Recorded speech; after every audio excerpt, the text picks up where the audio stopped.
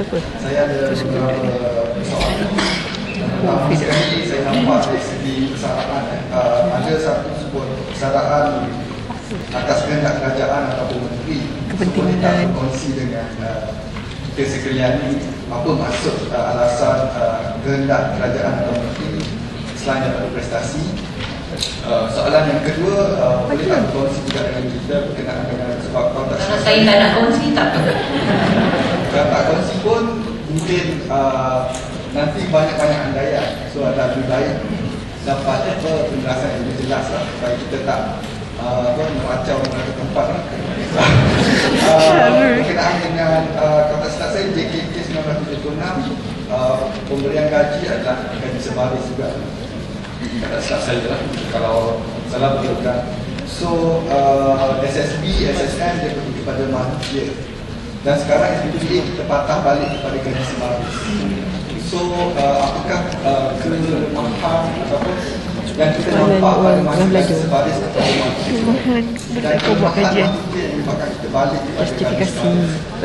Yang ketiga, kalau katakan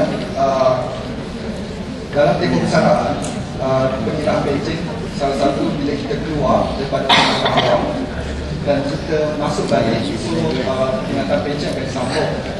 Jadi salah satu penggunaan syarat untuk lantikan semula secara ke mana-mana jawatan yang dirasakan sesuai adalah penggunaan mengenai syarat lantikan, memiliki ijazah dan sebagainya. Sebagai contoh, perkataan diplomatik, salah satu syarat dia adalah kena pergi khusus.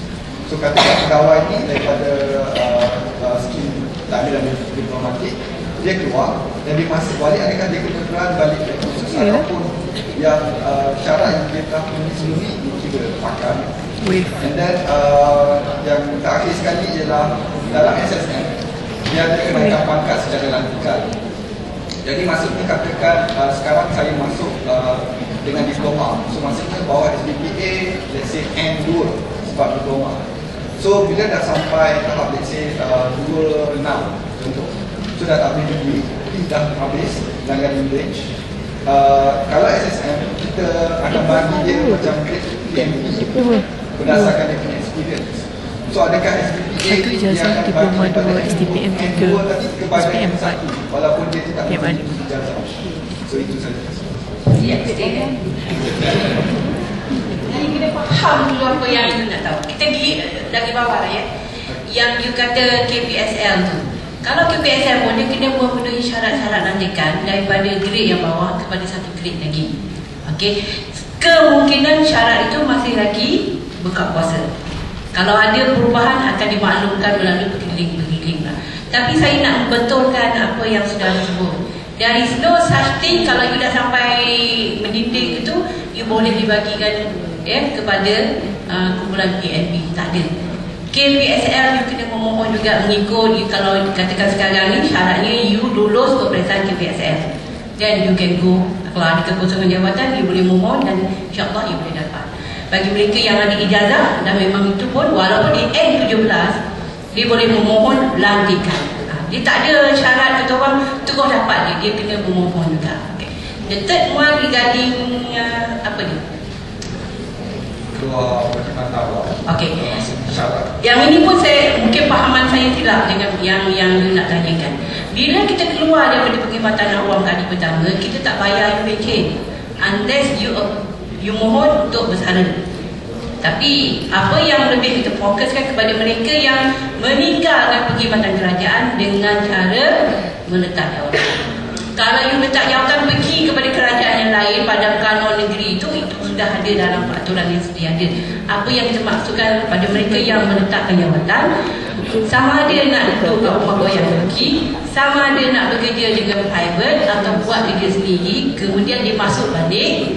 Di sini bila masuk kali yang kedua, dia boleh di-offer ke atas gaji grade yang lebih tinggi.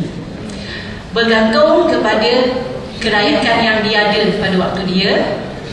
Bagi mereka ex-PTD lah, ini mungkin kita akan buat juga penjelasan kemudian. Ex-PTD yang letak jawatan pergi ke GLC mana-mana, kalau nak balik semula ke dalam perkhidmatan awam, tak payah dah DPA tu. kerana dah diambil kira di situ.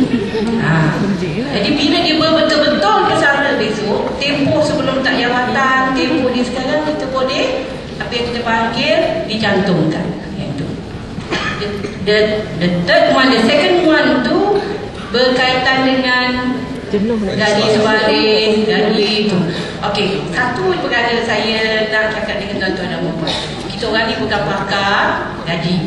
We might not be able to answer you sepenuhnya. JKK memang sebaris, kalau you tengok sebaris dia sampai nanti 24-25 ada. Pada waktu itu keperluannya sedemikian, memandangkan yang pertamanya kalau orang nak naik pangkat tu tidaklah secepat kita sekarang. Kalau you tengok cikgu time base 10 tahun 5 tahun dia dah boleh naik pangkat sekarang. Dulu keperluannya sedemikian. Bila SSB dan SSM, kerana SSM ni lahir daripada SSB, didapati bahawa kalau sebaris itu tidak mencukupi, tak cukup lah. That's why dipendekkan sebaris tu, dia ada P1, P2, P3. Kalau you betul-betul excellent, cemerlang dalam perkhidmatan, dia bagi you dulu kepada P2, kemudian pada P3. Itu untuk kata orang menghargai you punya kecemerlangan dalam perkhidmatan.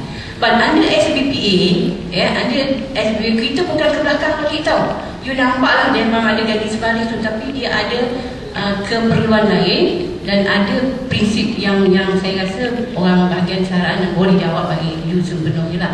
But that's all yang I boleh cakap. Number one itu tadi mengenai kesalahan atas kehendak kerajaan. Okey, dia begini, bila atas kehendak kerajaan tu maknanya kerajaan merasakan sumbangan yang boleh bagi kepada perkhidmatan tu sudah stagnan dah macam dah tak. Jadi daripada you duduk dalam perkhidmatan, peluang naik pangkat pun dah mungkin kurang. But not because you tak perform tau. You dari segi performance tu masih lagi 85 and above lah maknanya. Peluang naik pangkat tak ada.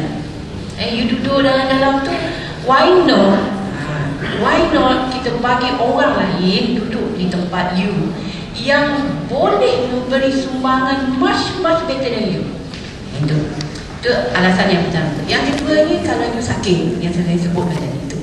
Jadi persaraan tu kerajaan mahu you tu keluar secara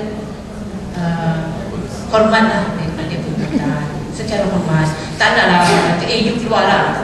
Kita bagi, okey, ada carrot, ada tu, ada carrot kan. Okey, kalau you setuju pergi, kita bagi you ini.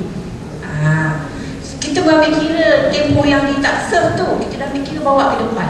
At least, kalau dia dalam pengiraan biasa dia dapat 60,000 contoh. Kalau ambil kira tempoh yang itu, dia dapat 100,000. Additional 40,000 untuk dia. Untuk mengimbangi lah, kita dah tolak dia keluar, adalah dia punya imbuhan lain bagi dia. Sebab ni